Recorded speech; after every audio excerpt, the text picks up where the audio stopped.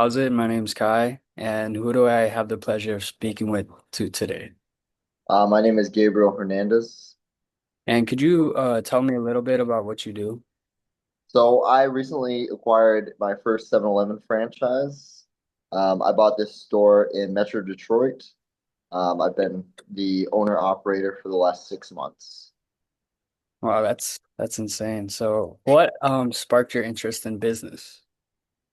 Well, what I would say sparked it was, I've done a lot of different jobs where I've always worked for corporations, and it always felt like I was working towards somebody else's goal, and I wanted to eventually work towards my own personal goals. And by no means is by owning one store my single goal. I would like to be able to be an owner operator of multiple franchises.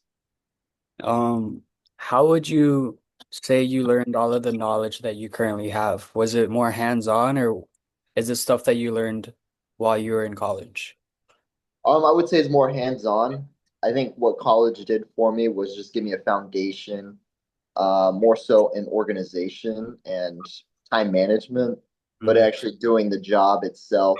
And I mean, don't get me wrong, the other jobs I've done previously by working with the Navy, doing distribution has also helped me tremendously in this job.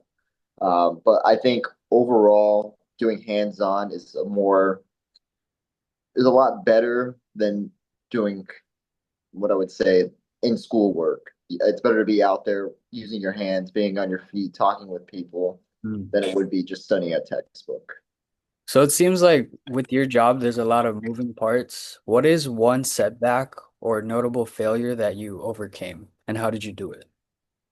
Well, when I acquired the store, one thing that I found very difficult that was, something I had to overcome was what we call our I being our inventory. And that was something that took me, at least I'd say the first 2 months to get a good idea of how to manage. One thing that you would see a lot in the store was my items were going out of stock quite a bit, and I didn't necessarily know how the systems worked to keep them in stock. Everything's automated. And by, leveraging the help that I had from what we call an area leader, which is basically just a district manager, they showed me how I can make sure that my eye is proper was by setting minimums on these items. And that being, if you sold, let's say, a Red Bull and you have 200 in inventory, but you might be selling 42 a day, it will give you a time span of, you have 3 days worth of inventory. And that was something that I found difficult in the beginning, but by working with my different mentors I had in the company, they were able to tell me how to adjust those minimums to where I had a steady stream consistently coming in and I was able to stay in stock for my customers. Oh, wow. It's a lot of moving parts. So for this section, I actually want to focus on speech. So what are some tips on how to communicate with confidence? Well, I would say when you try to communicate with confidence, I think the first off, you want to make sure you're educated on what you're trying to talk about. Mhm. You don't want to be somebody that's going in there trying to act like you know it all. And never act like you know everything. I think the best thing is to always ask questions. Um, and it's a very good to always be confident. But I think one thing that's always helped me, when speaking with vendors and people at our company, was always treat everybody with the same level of respect. And I don't care if it's, the person who runs the entire region or one of my own employees, they're being treated the exact same. And I would never personally ask somebody to do something that I wouldn't be comfortable doing as well. But confidence is something you need to be able to influence people and to be able to lead people. Because if you're not confident, how do you expect people to lead? How do you expect people to follow your lead and feel confident in your leadership by running that store? How did you become confident over time? Well, I think one thing I did was just feel more comfortable in what I was doing. And I always tried to look for the results.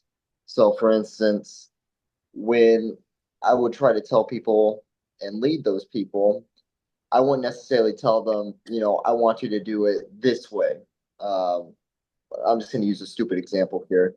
If you're telling somebody to just mop the floor and say you're not doing a good job, that's one thing. But I think the correct way to do it is, actually picking something up like the mop, showing them this is why we want to do it this way. This is the proper way to do it, and I'll show you why. It's going to pick up the dirt better. It's going to keep the tiles more polished. Um, and when you have that credibility backing you, it makes other people feel like they're being led the correct direction. Yeah, it sounds like you lead by example. So to finish off this interview, what is the most important piece of advice you would give someone who's interested in starting a business? Well, I think the biggest thing that people do is they probably have a lot of fear going into it, and by no means did I not have any fear doing this. But I think one thing people need to remember is always ask for help. You don't know everything when you start these businesses, and by no means did I know everything.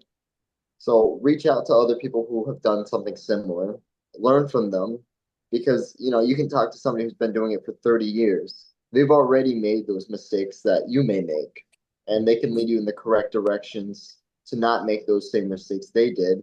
And by that point, you're having 30 years of experience backing you up, leading you, and guiding you. So I think the biggest part is, communicate with others, lead by example, and don't be afraid to ask questions. Well, thank you for the great insight. I appreciate it. You're welcome.